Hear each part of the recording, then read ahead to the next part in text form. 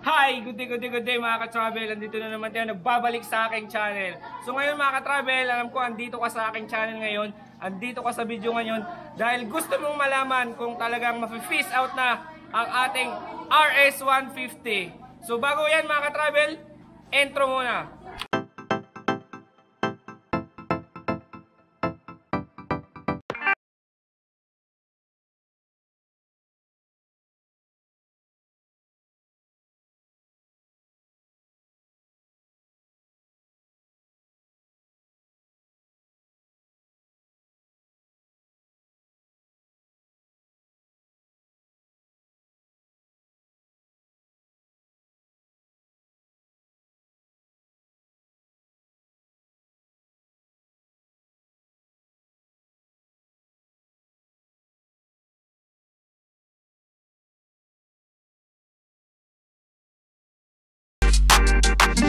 So ayan mga ka-travel, alam naman natin sa social media na pumutok talaga na si RS150 ay mafe-phase out na daw dito sa Pilipinas. So yun yung ating aalamin ngayon sa video na to. Pero bago yan mga ka-travel, ibibigay ko muna sa inyo ang history ni Honda RS150 dito sa Pilipinas at kung kailan siya dumating dito sa ating bansa. So, di ba, para malaman nyo rin na kung ilang taon na si Honda RS150 simula nang dumating dito sa ating bansa, which is the Philippines. So, simulan muna natin mga ka-travel sa history. Basahin muna natin sa Sunstar Philippines, credit sa Sunstar Philippines. So kung makikita natin mga ka-travel sa larawan, may mga iba't ibang kulay dyan. Yan yung mga first generation ng RS150 natin dito sa Pilipinas. So another gen history, Honda launches the all-new Honda RS150. Punta tayo dito mga ka-travels kung kailan siya na-publish. So ito, na-publish siya mga ka-travels noong November 27, 2015 dito sa Pilipinas. Nag-arrive siya dito sa Pilipinas sa November 27, 2015. May oras pa, 2:54. Ewan ko kung AM yan or PM. Yan yung history ni RS150. So nalaman nyo na kung kailan dumating dito sa Pilipinas. So yung mga kulay na yan na magenta, black, at saka may red ng konti. Mga first gen yan. So ngayon naman mga ka-travel, direct na agad tayo ngayon mga ka-travel. Dahil alam ko talaga na gusto nyo nang malaman kung talagang peace out na talaga sa Pilipinas. So ito, specific lang muna tayo mga ka-travel. Dito sa Katarman Northern Samar, lahat ng dealer, hindi na sila nag-release or kumukuha ng Honda RS150. So, pumunta talaga ako sa mga dealer katulad ng Cinemar, Honda, Dis Marketing. Tinanong ko sila doon kung talagang ang RS150 ay peace out na nga ba. Pero yung sagot nila mga ka-travel, hindi na daw sila kumukuha ng Honda RS150 at hindi na sila nagre-release ng Honda RS150. So, dito yan sa Northern Samar. Hindi ko alam sa ibang lugar kung nagre-release pa sila. Pero ito mga ka-travel, may share ako sa inyo from Indonesia. Sinearch ko talaga sa YouTube, nanood talaga ako doon, nag-comment ako at fortunately mga ka-travel, nireplyan ako. So ito yung reply nila mga ka-travel sa akin. Ipapakita ko rin sa inyo.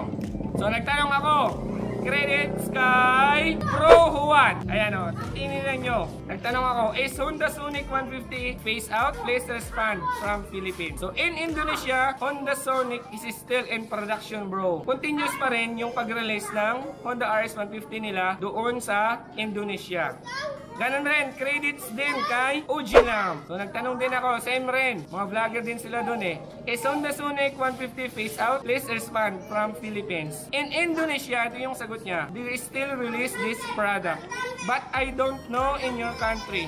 It depends on each country from the user request. So ayan, yan yung kanyang sagot ni Ujilam. Mga Indonesian to. At saka yung sa Vietnam mga ka-travel, Thailand, still continuous pa rin yung pag-release ng Honda RS150. Tinignan ko sa YouTube, kaso nga lang hindi sila nag-reply. So na-excite na ako na i-vlog ko na talaga to. So dito sa Pilipinas mga ka-travel, alam nyo kung ano yung sagot ng mga dealer kapag nagtatanong ka kung mayroon pa ba kayong Honda RS150? Phase out na nga ba si RS150? Ganito lang yung kanilang sagot. Hindi na kami nagre-release ng Honda RS150 at saka hindi na kami kumukuha. Yung sinasagot nila, palaging GTR 150. So si GTR 150 na daw yung kunin natin.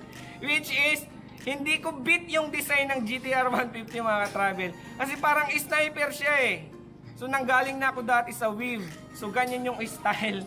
So, hindi ko bet talaga yung GTR 150. Yan yung ayaw ko. Bakit finish out nila si RS 150? Dito sa Northern Samar lang ha. So, hindi ko alam sa Maynila, sa ilang region. So, dito sa Region 8, especially sa Katarman Northern Samar, hindi na talaga sila nag-release. So, pa-comment na lang sa ilalim mga ka-travel kung sa inyong lugar may mga available pa na Honda RS 150. Pero dito sa amin wala na talaga. Which is diba alam naman natin na si Honda RS 150 at saka GTR 150, ang layo ng kanilang design, yung design ng GTR 150, parang ano siya hindi ko feel talaga. So si RS 150 kasi, ang ganda napaka-slim. So tingnan mo dito.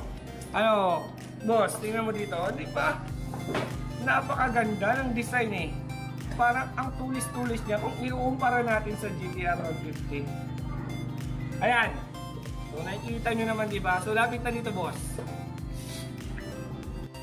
Pinopromote na kasi ngayon ng mga dealer yung GTR 150. Which is, ang pangit-pangit para sa akin, So, sa mga bashers dyan na nakabili na ng GTR 150, pasensya na kasi hindi ko talaga bet yung design ng GTR 150 na bakit pinalitan nila si RS 150. Kung ma-face out naman talaga nationwide si RS 150, so sa mga nakabili, exotic na yung ating mga motor. Exotic mga ka-travel.